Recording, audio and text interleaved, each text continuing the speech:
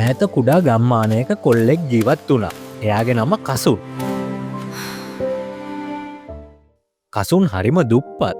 කොච්චර දුප්පත්ද කියනවනම් බොහෝ දවස්වලට එයාගේ සාක්කු දෙක හිස්. එයාගේ සපත්තු කුට්ටමේ හිල් තිබුණා. ඉස්කෝලේ බෑග් එකත් ඉරිලා. සමහර දවස්වලට බඩගින්න නිදාගන්නත් සිද්ධ වුණා. ඒත් කාටවත් නොපෙනුණු එක දෙයක් කසුන්ගේ ඇතුලේ තිබුණා. ඒ තමයි එයාගේ සිහිනය. තමන්ගේ ඉරනම පවුල ඉරනම වෙනස් කරන ලොකු දෙයක් කරන්නයි කසුන් හීන මැව්වේ. ඒත් කසුන් මේ සිහිනය ගැන කාත් එක්ක හරි කතා කරපු හැම වෙලේකම මිනිස්සු hina වුණා. හිස් සාක්කු තියෙන කොල්ලෙක්ට ලොකු දේවල් ගැන හිතන්න පුළුවන්ද? අද දවසේ කන්නේ කොහොමද ගැන විතරක් හිතන්න පුතේ කියලා ඒ මිනිස්සු කසුන්ට කිව්වා. ඒ වචන කසුන්ගේ හිත ගොඩක් රිදෙව්වා. ඒත් එයා ගැඹුරින් විශ්වාස කළා තමන්ගේ අනාගතය මේ දැන් තියෙන තත්ත්වයට සීමා වෙන්නේ නැහැ කියලා. එක හවසක කසුන් හිතේ දුකින් ගඟ ළඟ වාඩි වෙලා හිටියා.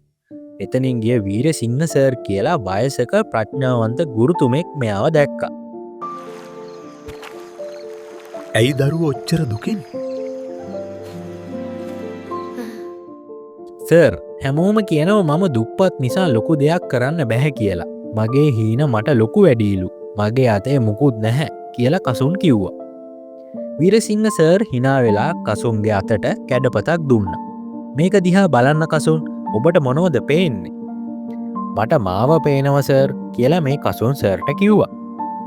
ඔබේ ඇස්වල තියෙන දුක පේනවද? කසුන් හිමින් ඔළුව වැනුවා. දැන් තව ගැඹුරට බලන්න. ඒ දුකට පිටිපස්සේ හැංගිලා තියෙන ගින්න පේනවද කියලා සර් මේ කසුන්ගෙන් ඇහුවා. කසුන් ඉතින් ආයෙත් බැලුවා. මේ පාර එයාට දැනුණා බලවත් දෙයක් එයා දිහා බලන් ඉන්නවා කියලා. ඊට පස්සේ මේ සර් කිව්වා ඒ ගින්න තමයි ඔබේ විශ්වාසය පුතේ.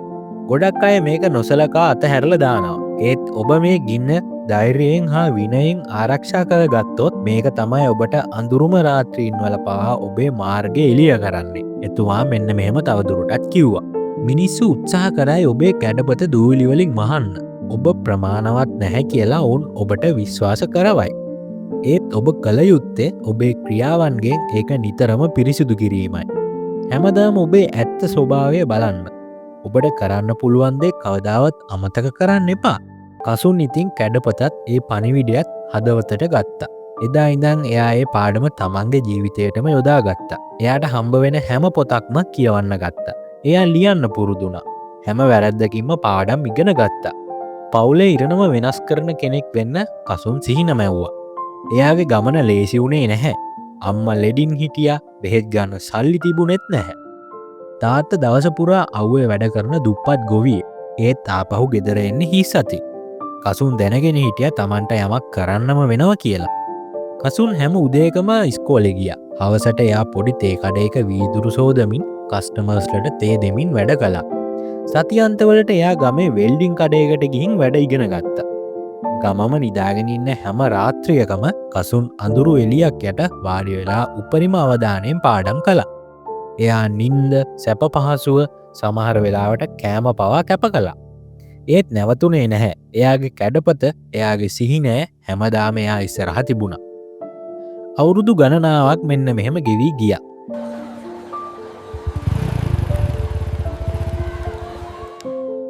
කසුන් හිමීට ගමේ කොනක පොඩි මොබයිල් රිපෙයාර් බිස්නස් එකක් පටන් ගත්තා. එයා හම්බ කරපු හැම රුපියලක්ම පරිස්සමින් ඉතිරි කළා. ටික දවසකින් පුංචි ඉලෙක්ට්‍රොනික් බඩු කඩයක් ඕපන් කළා. රෑ දවල් නැතුව වැඩ කළා. හැම පාරිභෝගිකයෙක්ටම ගෞරවයෙන් සැලකුවා. හම්බ කරපු හැම දෙයක්ම ආපහු ව්‍යාපාරයේම ආයෝජනය කළා. දැඩි අධිෂ්ඨානයෙන් හා බුද්ධිමත් සැලසුම් වලින් එයාගේ ව්‍යාපාරය දියුණු වුණා. එක කඩයකින් කඩ 3ක්ම විවෘත කළා. ඊට පස්සේ එයා තමන්ගේම මොබයිල් ඇක්සසරිස් බ්‍රෑන්ඩ් එකක් එලි දැක්කුවා. කසුන්ට hina වුණ ඒ මිනිස්සුම අද එයාගේ ඔෆිස් එකේ ඉස්සරහා ජොබ් හොයාගෙන පොලිමේ ඉන්නවා. අම්මගේ බෙහෙත් කටයුතුත් දැන් නිසි ලෙස සිද්ධ වෙනවා. තාත්තට තවදුරටත් අවුවේ කුඹුරු වැඩ කරන්න අවශ්‍ය වුණේ නැහැ. දවසක් වීරසිංහ සර් කසුන්ගේ අලුත් ඔෆිස් එකට ආවා. කසුන් එතුමාව බොහෝම ගෞරවයෙන් පිළිගත්තා.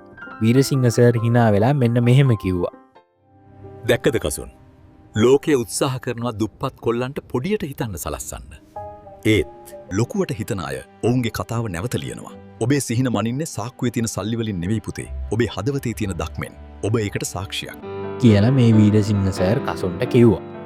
ඔන්න ඔහොමයි මිත්‍රයා අද කතාව ඉවර වෙන්නේ. ඔබේ සාර්ථකත්වයේ ඊළඟ පරිච්ඡේදය පටන් ගන්නේ ඔබ ලොකුවට හිතන්නට පටන්ගත් මොහොතේ. අදම පටන්ගන්න. ඔබට ජය.